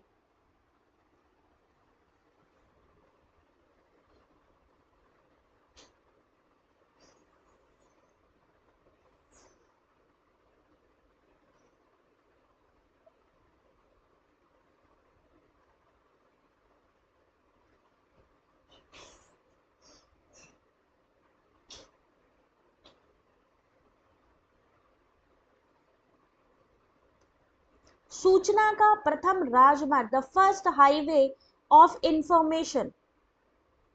दीपशिखा बेटा आप ये बताओ, इंटरनेट कैसे? सबसे पहले अगर इंफॉर्मेशन हमने शेयरिंग स्टार्ट करी तो सबसे पहले क्या आया? सबसे पहले अगर इंफॉर्मेशन दी गई, अगर हम पुराने टाइम की बात करें,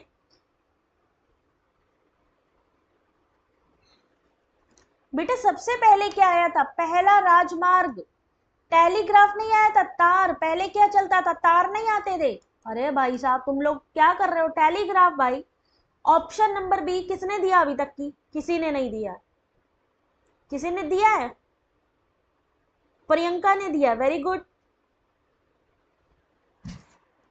भाई पहले क्या चलते थे? टेलीग्राफ चलते थे भाई। सबसे पहले इंडिया में क्या हुआ? टेलीग्राफ चला कि इंटरनेट चला पहले? हद हो गई यार, तुम लोग। फिल्म आई पहले, इंटरनेट आया, न्यूज शीट आई पहले? बताओ, इजी क्वेश्चन को तुम लोग गलत कर दे रहे हो। क्वेश्चन नंबर 37 का ये आंसर है। इतना इजी। सूचना का प्रथम राजमार्ग टेलीग्राफ किसी भौतिक वस्तु के विनिमय के बिना ही संदेश को दूर तक संप्रेषित करना टेलीग्राफ कहलाता है। तार डाक द्वारा भेजा जाने वाला एक संदेश सुविधा कब स्टार्ट हुई थी? 1854 में।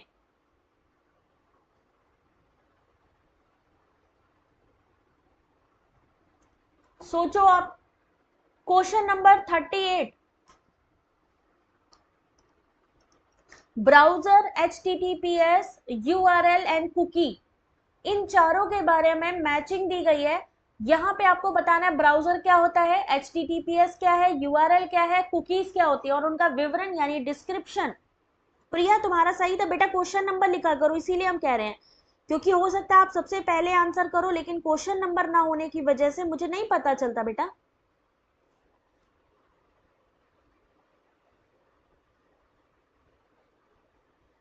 चलो जल्दी करो, इस क्वेश्चन का आंसर करो।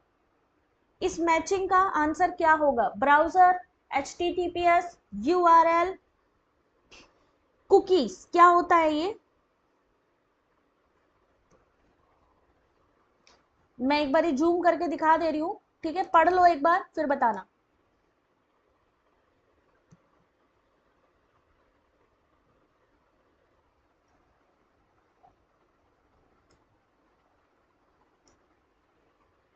मैचिंग का एक सबसे बड़ा ये चीज रहती है कि अगर आपको सही तरीके से पता है दो ऑप्शन भी, तो आप बाकी आंसर को सही तरीके से निकाल लोगे। 38 सही answer option number D. Browser वह सॉफ्टवेयर जिसमें प्रयोगकर्ता वेब पेज देख पाता है। HTTPS वेब प्रोटोकॉल जिसका उपयोग पूरे इंटरनेट पर वेब पेजों के लिए आंकड़े भेजने हेतु किया जाता है। URL वेब पेज का टेक्स्ट आधारित संस्करण। कुकीज वो टेक्स्ट फाइल जिसमें किसी प्रयोगकर्ता की ब्राउजिंग अभिरुचियों के बारे में आंकड़े होते हैं।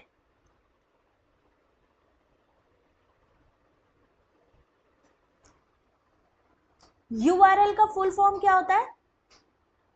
थोड़ा क्वेश्चन थोड़ा लेंदी है बेटा, इस वजह से प्रॉपर नहीं दिखा होगा, तो जल्दी से एक बार ही बताओ जरा। HTTPS का फुल फॉर्म और URL का फुल फॉर्म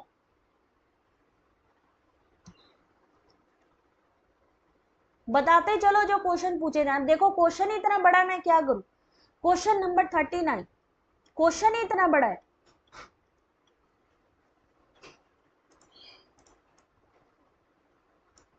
किसी कंप्यूटर में भंडारित ग्राहकों की व्यक्तिगत सूचनाओं को वाहन सेवा केंद्र के माध्यम से किसी बीमा एजेंट को प्रदान करना ग्राहकों की निजता से संबंधित। एकल प्रयोक्ता लाइसेंस युक्त software, single user licence software की एक प्रति दूसरे पक्षकार को देना सॉफ्टवेयर के स्वामित्व से जुड़ा है। किसी अन्य व्यक्ति के कंप्यूटर तक अनधिकृत पहुंच अवैध और अनैतिक हो सकता है। किसी कंप्यूटर को उपयोग करने का अधिकार प्रतिलिपि अधिकार यानी कॉपीराइट के अंतर्गत आता है। क्वेश्चन नंबर 39 सही आंसर ऑप्शन नंबर डी। बस जल्दी कंप्लीट कर रहे हैं हम, ठीक है? इसको पढ़ लेना आप लोग। Option number A, option number B और ऑप्शन नंबर सी। कौन सा क्वेश्चन नंबर है? Question number 40। बस दो तीन क्वेश्चन रह गए, उसको कंप्लीट करो। एक लड़के के पिता की वर्तमान आयु उस लड़के की आयु की दुगनी है। 6 साल बाद दोनों की आयु का अनुपात 11:6 होगा, तो लड़के की वर्तमान आयु, सीधे सीधे दिखाते हैं आपको आंसर इसका। यहां पर लड़के की वर्तमान आयु क्या होगी? तो लड़के की वर्तमान आयु हमने मानी x, उस लड़के की आयु से उसके पिता की दुगनी है तो 2x। 6 साल बाद 6 साल बाद यानी प्लस लग जाएगा, x+6 2x+6, अनुपात कितना हो गया 11:6। तो यहां पर इसका सॉल्यूशन निकाल लीजिए, 12x + 36 11x + 66। तो लड़के की वर्तमान आयु 30 साल, ऑप्शन नंबर 1। पढ़ लेना इसको, बड़ा क्वेश्चन होता है बेटा, दिखता नहीं है, और ऐसे ही स्क्रीन पे भी वहां नहीं दिखता है, तो आप लोग वहां पर भी आपके पास जूम ऑप्शन होता है, जूम आप करके देख सकते हो। किसे किन्हें खतरनाक पदार्थों के रूप में वर्गीकृत किया जा सकता है, यानी हैजार्डस सब्सटेंस किसे कहते हैं। तो चलो जल्दी से आंसर देख लो। निम्नलिखित पदार्थों को खतरनाक पदार्थों के रूप में माना जाता है: देहनीय पदार्थ, संक्षारक पदार्थ, प्रतिक्रियात्मक पदार्थ और विषैले पदार्थ। एनवायरमेंट से ये क्वेश्चन कितना धांसू क्वेश्चन है ये तो, 42 क्वेश्चन नंबर, क्वेश्चन ही इतने लेंदी हैं। डिजिटल प्रौद्योगिकी के फलस्वरूप जनसंचार माध्यम के उपभोग में वृद्धि हुई है। सहधर्मी जनसंचार माध्यम की गुणवत्ता अपेक्षाकृत अधिक उत्तम होती है, किंतु इसकी अधिक मांग नहीं होती है। कोई बात नहीं, कॉपी पेंसिल अगली बार लेके बैठना, ठीक है। क्वेश्चन नंबर 42 सही आंसर ऑप्शन नंबर सी, यानी पहला सही और दूसरा गलत। और क्यों गलत, एक्सप्लेनेशन आपके सामने है, पढ़ना आपको है। याद रखिए सितंबर से मैंने कहा था मेंबरशिप सब लोग ले लेना, जिससे कि मैं आप लोगों को सारे कंटेंट, सारी लाइव क्लासेस प्रोवाइड कर सकूं। तो अब आप लोग जल्दी से मेंबरशिप ले लीजिए, क्योंकि मैं ये जो पीडीएफ है अभी तो डाल दूंगी, लेकिन अगला जो पीडीएफ होगा, अगला जो जून का एग्जाम का पीडीएफ होगा, वो सिर्फ उसको मिलेगा जो सिर्फ मेंबरशिप लिए होगा, ठीक है। बहुत ज्यादा प्राइस नहीं है मेंबरशिप का, लेकिन थोड़ी हेल्प हो जाएगी मुझे। तो इसलिए अगर आप चाहते हो कि आगे आने वाले सारे पीडीएफ आपको मिले, तो जल्दी से मेंबरशिप तो ले ही लीजिए। जिसको नहीं ले पा रहे हैं, यूट्यूब में नहीं समझ में आ रहा है, तो टेलीग्राम पे कांटेक्ट करें। 43 क्वेश्चन नंबर, मापन की मापनियों को सबसे अधिक सरल क्रम में सबसे अधिक विकसित करने के रूप में लिखना है, यानी NIOR। सबसे पहले तो यहीं से ही क्वेश्चन आता है, हर बार आया है एग्जाम में। Ordinal, nominal, ratio, interval. Arrange the following scale of measurement from the simplest to most evolved.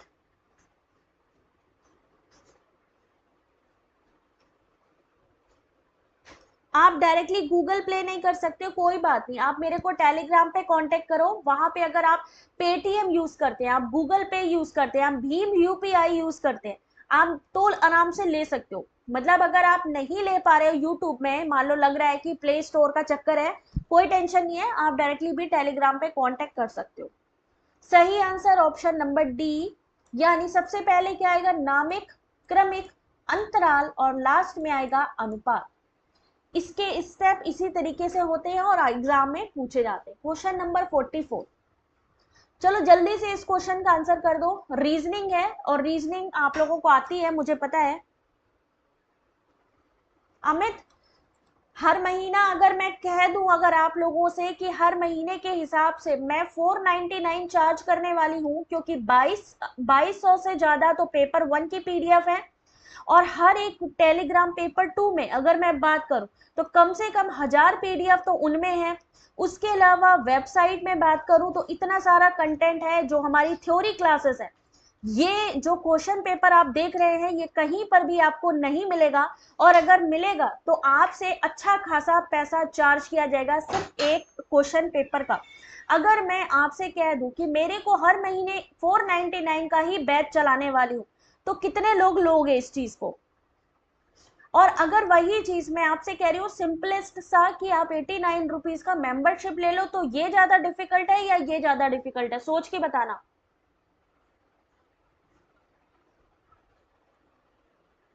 किसी के भी फोन नंबर से ले सकते हैं आप, किसी के भी फोन नंबर का यूज कर सकते हैं।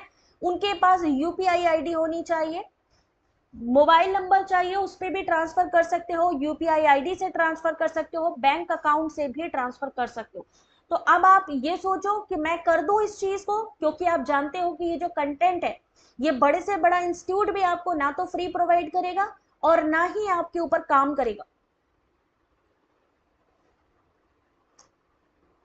क्वेश्चन नंबर 44,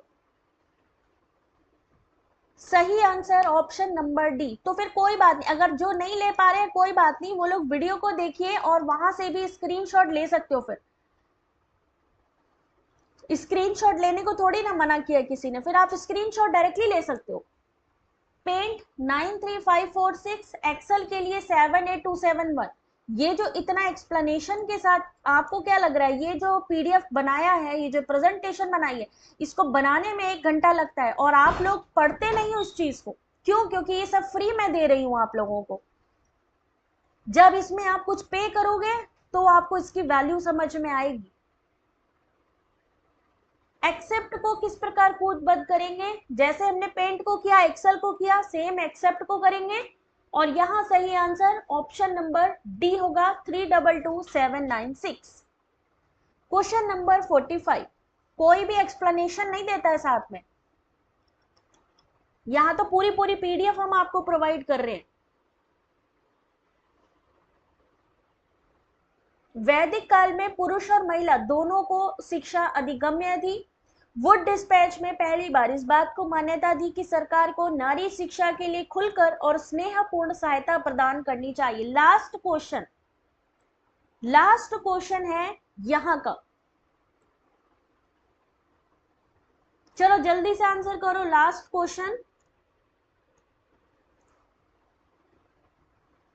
ये क्वेश्चन एंशियंट यूनिवर्सिटी यानी प्राचीन विश्वविद्यालय से है। सही आंसर देख लो जल्दी से, ऑप्शन नंबर 1 दोनों ही सही है। यानी वैदिक काल में पुरुष और महिला दोनों की शिक्षा अधिगम्य थी। वुड डिस्पैच में पहली बार इस बात को मान्यता दी कि सरकार को नारी शिक्षा के लिए खुलकर और स्नेहपूर्ण सहायता प्रदान करनी चाहिए।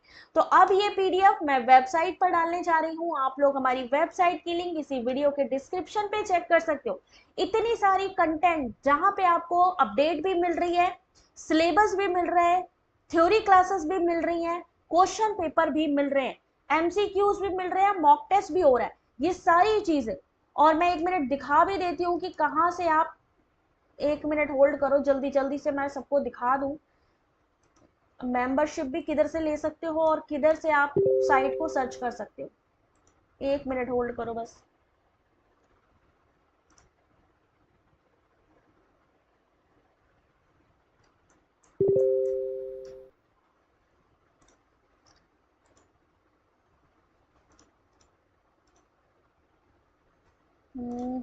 ये देखिए, ये है चैनल, है ना, easy notes for you online study. यहाँ पे देखिए ज्वाइन बटन, ये देखिए ज्वाइन बटन बना है, इसी ज्वाइन बटन का यूज करना है आपको मेंबरशिप लेने के लिए। ये देख सकते हैं जो मेंबर ऑलरेडी हमारे बने हैं, अवर मेंबर्स, यहाँ पर भी ज्वाइन बटन शो होगा आपको। यहाँ से आप डायरेक्टली ज्वाइन पे क्लिक करेंगे और यहाँ से आप डायरेक्टली 89 रुपीज पर मंथ की मेंबरशिप ले सकते हैं। रॉयल मेंबर 299, डायमंड लेवल आपका वो तो बहुत ज्यादा ही है, मेरे ख्याल से 89 रुपीज में भी आप लोग सोच रहे हो, बट चलो कोई बात नहीं।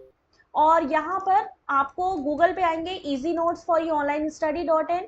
यहाँ पर आपको यूनिट वाइज नोट्स मिल जाएंगे, इंग्लिश हिंदी जिसमें आप चाहो उसमें आपको यहाँ पर अवेलेबल होगा। जैसे मैं गूगल ट्रांसलेट कर रही हूँ, इस पे क्लिक करिए, ब्लू रंग का लोगो, ग्रीन यहाँ पर प्लेटफॉर्म, यहाँ पर आएंगे आप, ये देखिए यूजीसी नेट, अलाउ कर लो भैया add.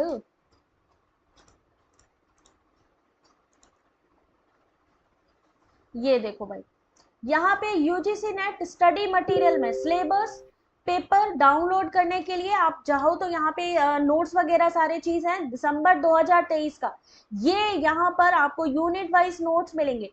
Previous year question paper की बात करें तो जून 2023 का क्वेश्चन पेपर यहाँ मिलने वाला है, जून 2023।